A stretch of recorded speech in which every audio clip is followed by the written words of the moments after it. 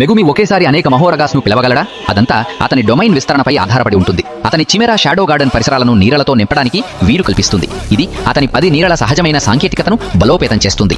ఇది తన నీడలన్నింటినీ మెరుగ్గా నియంత్రించే మరియు ఒకేసారి అనేక షికిగామిలను వ్యక్తపరిచే సామర్థ్యాన్ని ఇస్తుందని స్పష్టంగా పేర్కొనబడింది. ఇది ఇప్పటికే న్యూ విషయంలో చూపబడింది. అయితే అతని ఆయుధాగారంలో అత్యంత బలమైన షికిగామి అయిన మహోరాగతో కూడా అదే చేయడం సాధ్యమేనా? సమస్య ఆలోచన కాదు. జెనిన్ వంశంలో మహోరాగాను ఎవరూ ఓడించలేకపోయారు. సుకునాతో ముఖ్యమైనది చూశాం. స్వాధీనం చేసుకుంటే అదనపు సామర్థ్యం లభిస్తుంది. అనుకూల చక్రం, శరీరానికి బదిలీ.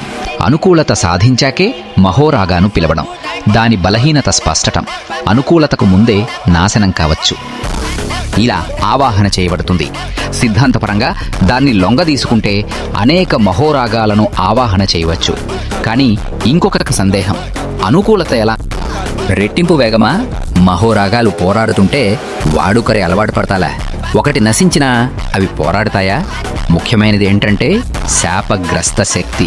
ఒక మహోరాగాన్ని పిలవడమే చాలా కష్టం. 2 పిలవడం దాదాపు అసాధ్యం. ముఖ్యంగా జెనిన్ వంశీయులకు. సుకునాకు ఇది వర్తించదు. అతని డొమైన్ విస్తరణ భిన్నంగా పనిచేస్తుంది.